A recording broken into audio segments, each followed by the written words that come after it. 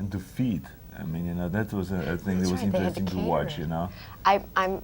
We'll talk about all of that. You ready? Sure, Carmen, are you? Steve, we're Excuse ready. me, one second. How long am I working with, please? 10 minutes? Fine, you give me 3, 2, 1? Sure. And you'll get into my sight range. I won't go looking for you. Sure. All righty. Okay. Fine, thanks. In fact, give her a 5-minute cue too, so she knows when it's halfway over. Okay, Steve, anytime you're ready. Go. There are a few people about which it can be said they really don't need an introduction. Certainly Arnold Schwarzenegger is one of them. You have been, Arnold, a public figure in America for a very long time now in so many different areas. It must please you a lot to keep taking one step after another.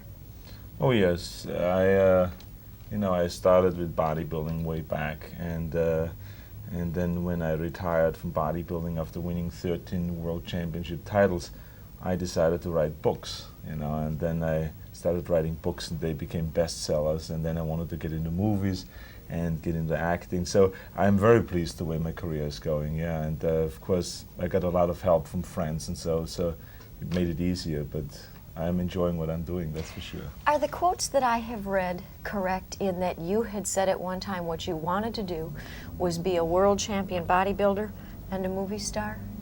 Well, when I was a little kid, I wanted to be everything. I wanted to be a millionaire, I wanted to be a movie star, I wanted to be a world champion in some sport, and I wanted to come to America. I had really great dreams. I was daydreaming all the time. But you know, if you believe in your dreams, I think they can come true, you know, and that was the case with me. I came to America and I did all those things, you know, and thanks to America, of course. I don't think I could have done it anywhere else, because in this country you still have the opportunities, so if you want to work, you can do it. I have heard you say that before, thanks to America. You have a great fondness for this country. Of course, Austria is your home. Those of us who were born and raised here, Arnold, don't have any point of comparison. What is it that makes this country different? I think it is just the people and the government.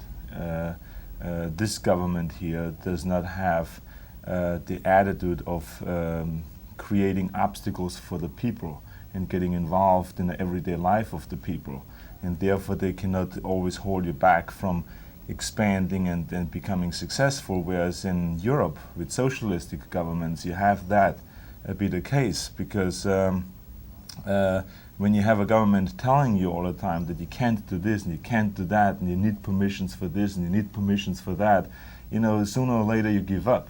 And in America, the government doesn't do that. They want people to be successful here.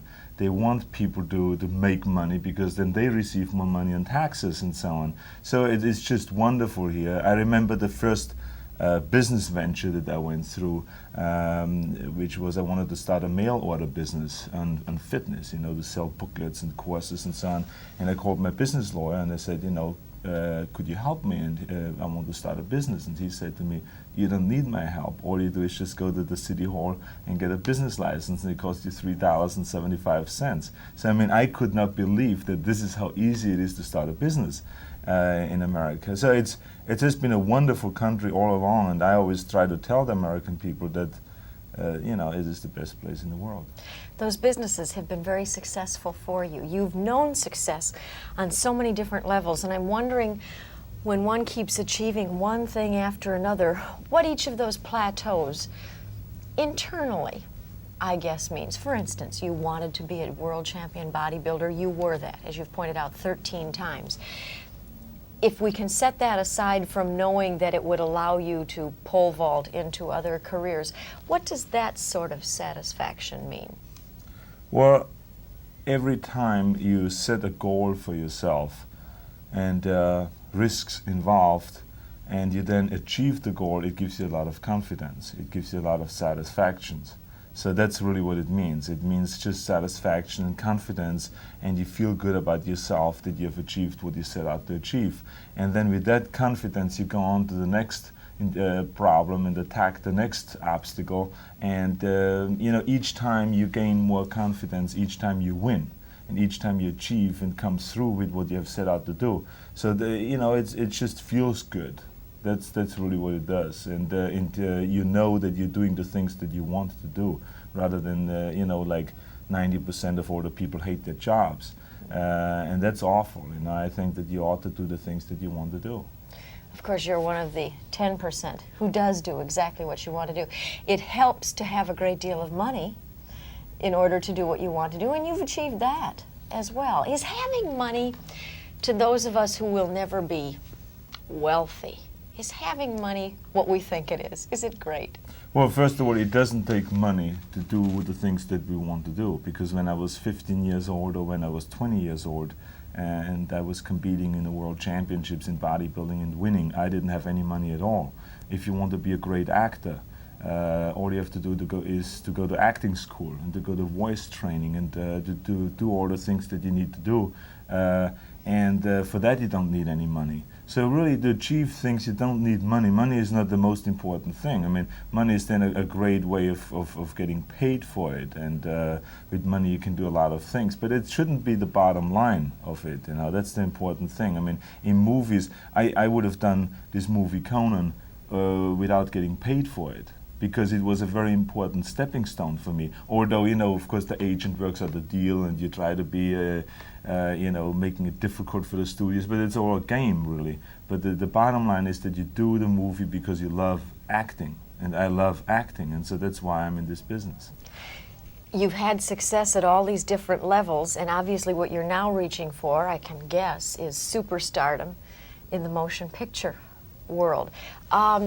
That means that you've opened yourself up to a whole other situation, and of course you've been in films before, so it's not brand new to you, of being praised and criticized in print, on television, on the radio. The praise, I would imagine, is nice to hear. Is the criticism tough to take? Well, not for me. I mean, I don't take myself that seriously, you know, to get really bummed out on those criticisms. I mean, I did the movie The Villain, and I read in the New York Times that the horse's facial expressions were better than mine. And I laughed my head off when I read it. I thought it was funny. You know, or on Pumping Iron, I read a review where they said my back looked like Hungarian goulash, you know, and things like that. I think that when you read those things, especially when they're well written, you know, those reviews, and humorous, I think they're very funny, and I think you can take it as such. And there will never be a time when everybody will like your films or what you do, if it is bodybuilding or if it is, you know, going and studying or whatever it is. I mean, there will always be people that will dislike you for it and people that will like you for it. And I've read a lot of great reviews, and they made me laugh because sometimes they were too great, you know, and so that's it. I don't care about criticism. No, that's fine. People, of course, because you've been in the public eye so long, have always described you. I imagine there are a lot of people who think you are the epitome of the macho man. There are others who see that smile and can spend a little time with you and sense that there's a tremendous gentleness in there, that maybe Arnold Schwarzenegger is a pussycat. How do you qualify yourself in between all of those spectrums? Well, it really depends on the situation, you know. I am a pussycat in some circumstances, and then I'm very tough in other circumstances. So it really depends on what situation I'm in. But I think that the media has always a way of just putting you in a category the way wherever they want you to be in. You know, if it fits for their story to make you look like a macho guy, then they will put you into that category. And if it is good for the opposite, I mean, they put you in the other category. So it really, yeah, I have no control over that. I mean, I'm just myself, and then each person always judges you and sees you the way they want to see you. What do you want very much that you don't have yet?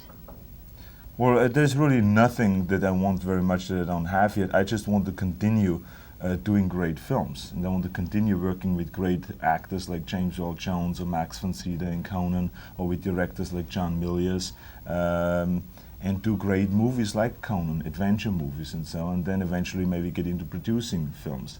So that's what I want to do. I just take one step at a time, but on an overall basis, there's really nothing that is missing in my life. I mean, I'm very happy. As you suggested, this was a very important step, and it's called Conan the Barbarian. Certainly an Arnold Schwarzenegger that we haven't seen before. Congratulations. Thank you very much. It's nice to see you. Thank you. Thank you. You stay with us, won't you? We'll be right back. Okay, pause tape, please.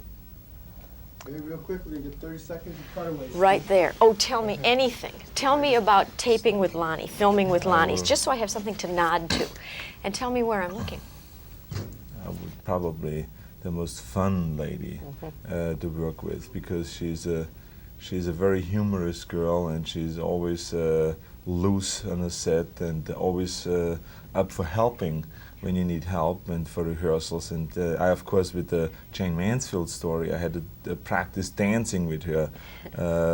Very unique dance. We had to lift her over my head, and so I had a chance of grabbing her body all over and really see how great she feels and all those things. And it was really wonderful. It was one of the great a moment to remember, as yes, it were. yes. Fine thing. Okay, stop tape. Oh, yes. Well, we worked together for so many years, and she is, above all, she's a very nice person. She's very talented. Oh, yeah, she is very talented. It's very important now to handle her career the proper way. I hope she does. Yeah. Well, she seems to be very smart. all Yeah, right. exactly. Yeah. She's not anybody's dummy. But there is that temptation to let oneself